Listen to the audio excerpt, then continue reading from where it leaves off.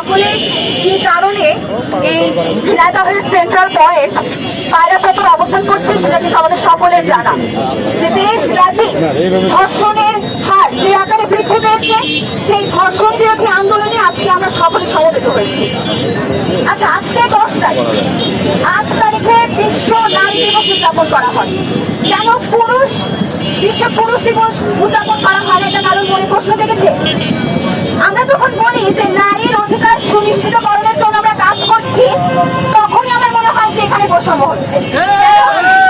কারণ নারী এবং পুরুষ উভয় তো মানুষ। নারীর অধিকারকে, নারীর স্বাধীনতাকে কেন আলাদা করে আমাদেরকে দিয়ে দেওয়ার প্রয়োজন বোধ করি আমরা? কারণ মানুষ তো জন্মগতভাবে স্বাধীন, তার সকল প্রকারের অধিকার রয়েছে। তারপরেও কেন আমরা এইটা ফিল করি যে নারীর অধিকারকে আলাদা করে আমাদের সমাজকে দিয়ে দিতে হবে? পুরুষদেরকে একটু আলাদা করে স্বাধীনতা দিয়ে দেওয়ার প্রয়োজন পড়ে না? এখানেই বৈষম্য, আমাদের চিন্তা ভাবনার বৈষম্য। আমরা যখন ভাবি যে নারীর অধিকারকে আমাদের আলাদা করে নিশ্চিত করতে হবে, ঠিক তখনই আমরা কিন্তু নিজের অজান্তে বৈষম্য করে। আমরা দেখছি আসিয়া নামের মেয়েটাকে তার বোনের শ্বশুর নির্মম ভাবে ধর্ষণ করেছে। তারপর আমাদের বিচার ব্যবস্থা থেকে আমরা তাকাই যে 180 দিন দিয়েছে সময় তার বিচার কার্য সম্পাদন করবার জন্য। যেহেতু একজন ধর্ষক, তার সেই ধর্ষণের বিচার কেন 180 দিন লাগবে? কারণ স্পষ্ট, আমাদের দেশে ইস্যু আসে, ইস্যু যায়। এই দুঃখ দুর্দশার দেশে ইস্যু আসে আর ইস্যু যায়, এবং ইস্যুর তলে ইস্যু হারিয়ে যায়। এই আসিয়ার ইস্যু হারিয়ে যাবে এবং এই আসিয়া নামক মেয়েটি হয়তো মারা যাবে, কিন্তু বিচার পাবে। আমরা দেখেছি যে রিসেন্টলি চট্টগ্রামের একটা মেয়েকে ধর্ষণ করে খুন করে ফেলা হয়েছে। আচ্ছা, আমরা সকল চিপস খাই, চিপস খেয়ে ফেলার পরে আমরা চিপসের প্যাকেটটাকে ফেলে দিই।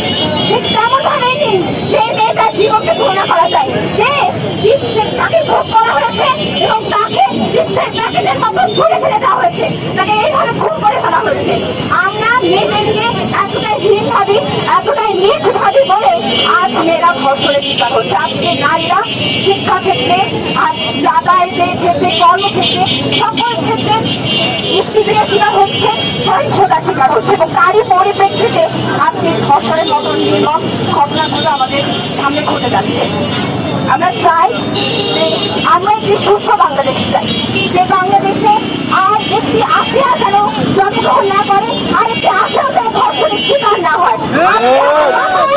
আজকে আমার মাথায় আমি বাংলাদেশের পতাকা পেতেছি, কিন্তু এই পতাকা শুধুমাত্র বাংলাদেশের স্বাধীনতা এবং সার্বভৌমত্বের প্রতীক হয়ে আজকে দাঁড়াচ্ছে না। আজকে এই পতাকা আমার বোনের শাড়ির আঁচল হিসেবে দাঁড়িয়ে রয়েছে, আমার বোনের গায়ের ওড়না হিসেবে অবস্থান করছে। আমরা বিচার চাই। আমরা দেখেছি যে একটা সময় নারীদের উপর অ্যাসিড ছুড়ে মারা হতো, যখন আইনের কঠোর প্রণয়ন করা হলো, তার বাস্তবায়ন করা হলো, অ্যাসিড বন্ধ হয়ে গেল।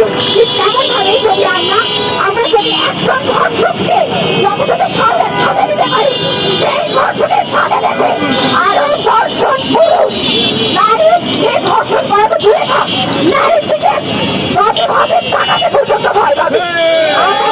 এমন একটা সমাজ চাই, এমন একটা বাংলাদেশ চাই।